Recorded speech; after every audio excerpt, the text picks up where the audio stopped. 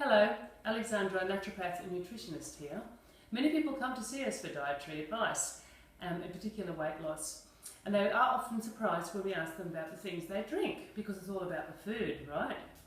Not quite, because drinks are often the cause or the source of a lot of hidden calories in the form of pure processed sugar. Let's start with something that we normally consider quite healthy. Quite a small tin of unsweetened pineapple juice. It's only 250 mils. You look at that and you go, oh yeah, I could give that to my children. It's healthy, right? Here's the clue, from concentrate. So, probably quite a lot of pineapples or pieces of pineapple have been used or processed to go into this small amount of juice, which gives you quite a lot of sugar. 8 teaspoons of sugar, in fact, in this small tin. It's quite a surprise, isn't it? So just imagine if you decide you want to give your children a can of pineapple juice before school, they're going to be ingesting 8 teaspoons of sugar just from this tin of pineapple juice. Let's try and do something a little bit less healthy. Coca-Cola, the national drink of Australia. We often see people walking down the street with Coke. You may do it yourself. I've seen children on the way to school with cans of Coke. Every time you have a can of Coke, there is 9 teaspoons of sugar in that can of Coke. Now, you may be surprised there's only 1 teaspoon more than in this little tin of pineapple juice, but at least I guess the pineapple juice has some added vitamins and antioxidants. Coca-Cola also contains phosphoric acid, which makes it highly acidic, and of course caffeine, which is going to rank you up and stress your adrenals. More about that later. Then we've got my very favourite pet meat, energy drinks. Now, energy drinks are basically called energy drinks because they've got loads of sugar. This one, again, has 8 teaspoons of sugar, and it's only a small can, it's 250 mils. But this has the added nastiness of loads of caffeine and a herb called guarana. Now, people see guarana herb, that's got to be good too, right? But coffee-guarana combination can be a really, really bad stress on your little glands called your adrenal glands, which are your tiger-fighting glands. So you drink this, and your body immediately thinks it's fighting tigers. You've added sugar, you've added the fuel, so your body is nice and stressed. Of course you're going to get energy. It's ready to fight and run the tiger. Very, very bad. Should not be given to children under the age of 18. In fact, I think it's criminal that there's not a label on that. So, we've talked about these 3, bad, but possibly not so bad. Then you think, oh okay, I'm going to change to milk, because milk's good for you, right? High in calcium, all that sort of stuff. So I'm going to grab a flavoured milk. A little bit of coffee for a pick-me-up, then I don't have to have my normal latte either. This is not an unusual size to see in this country, 750 mils. Well, guess what? That's got a whopping 18 teaspoons of sugar in it. 18 teaspoons. I love it because it's somewhere along the line here it says low fat. Low fat, loaded with sugar. And of course this has got a big hit of caffeine as well. And sometimes you see children drinking this too, which is a real worry. Pretty much the same as this. So no more healthy than all the others, because the sugar pretty much locks away all the other nutrients as well.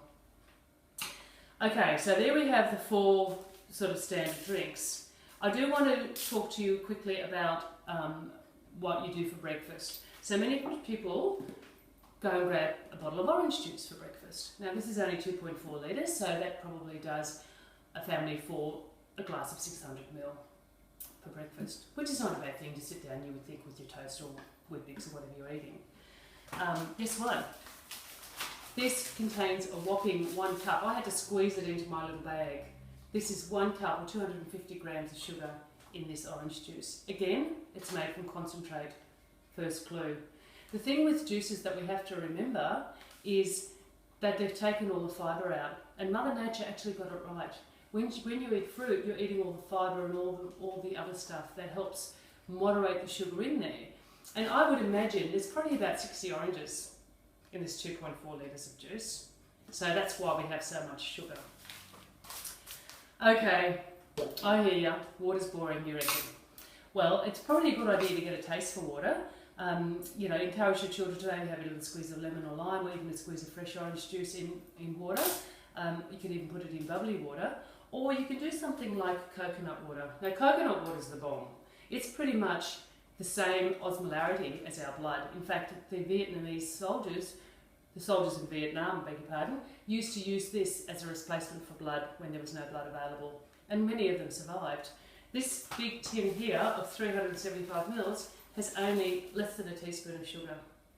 So it still has sugar, but it's got a lot less, and it's alkaline and it's very tasty. Okay, so sugar's got calories, we know that. We've talked about the caffeine, we've talked about the guarana, we've talked about the nutrients being locked up.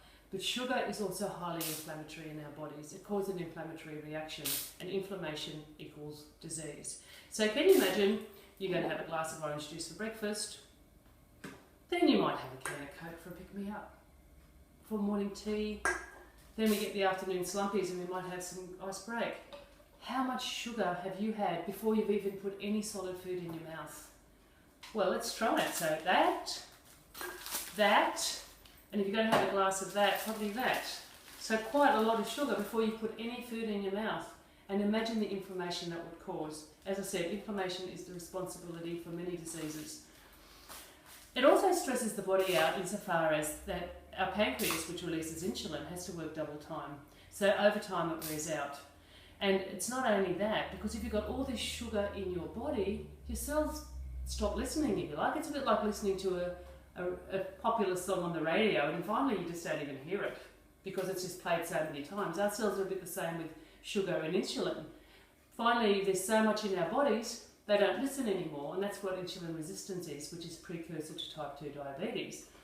And if you think about insulin as the fat putter in the cell hormone, it really starts making sense why sugar can make us fat.